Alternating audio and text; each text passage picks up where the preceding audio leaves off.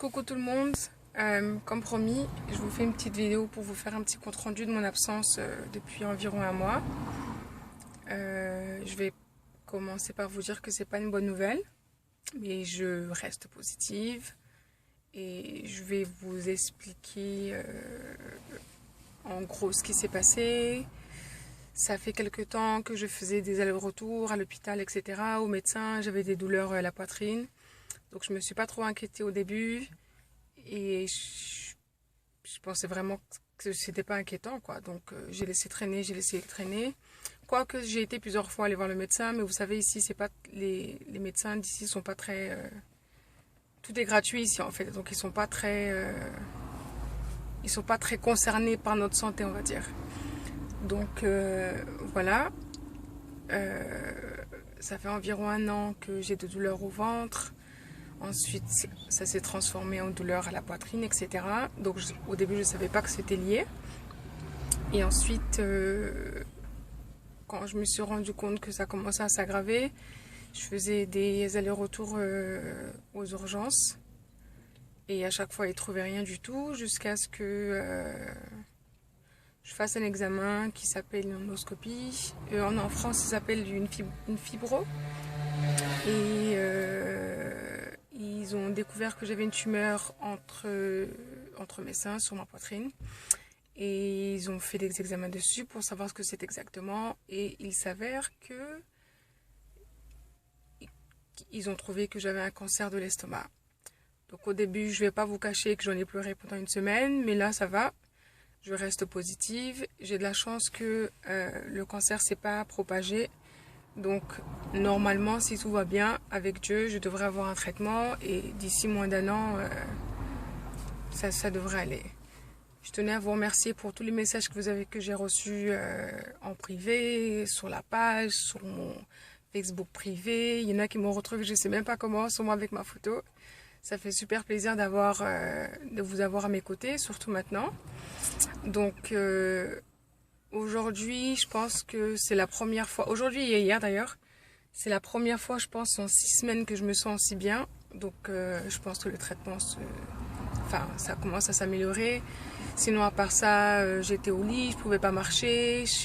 Fallait qu'on m'aide pour tout, pour me laver, pour préparer. Donc le plus dur avec ce type de cancer, c'est que on peut pas trop manger. Donc pour celles qui me connaissent, c'est un peu difficile parce que j'aime bien manger, quoi. Donc là, ça va être un peu dur. Et puis voilà, donc j'essaie de faire au mieux, essayer de pas perdre de poids. Donc je referai des vidéos assez souvent pour pouvoir vous poster un update. Si j'ai un traitement qui gère ma douleur, donc je continue comme d'habitude, je viendrai en France de temps en temps. Je pense pas que je prendrai autant de clientes, mais je ferai comme d'habitude. J'ai pas envie de m'arrêter ici, de faire comme si c'était la fin du monde, donc c'est pas possible. Par contre, je vous ferai une vidéo, comme je vous ai dit, de mon traitement. Et un des traitements, évidemment, c'est la chimio. Donc, évidemment, en tant que coiffeuse, c'est pas quelque chose que je vais apprécier à long terme, on va dire, parce qu'en général, si on en fait une ou deux, les effets sont pas très imminents. Donc, j'en commence par 3 et ça va. Je les fais toutes les 3 semaines pendant tout l'été. Ensuite de ça, j'aurai un break de 1 mois. Et ensuite, je me ferai opérer. Donc, je vous ferai partager en gros mon aventure. Ça vous laissera... ça vous donnera une idée de ce que je vis en ce moment. Et puis, ça va peut-être aider d'autres personnes en même temps. Donc, je vous avoue que le fait de perdre mes cheveux, je suis un peu effrayée. Mais bon, c'est pas grave. Hein, si jamais je dois tout couper... c'est pas grave, je mettrai une perruque ou le fait que je peux encore vivre comparé à d'autres personnes, c'est vraiment pas important pour moi. Donc je mettrai des perruques, je continuerai ma routine. Si ça a poussé une fois, ça poussera 2 fois. Donc voilà.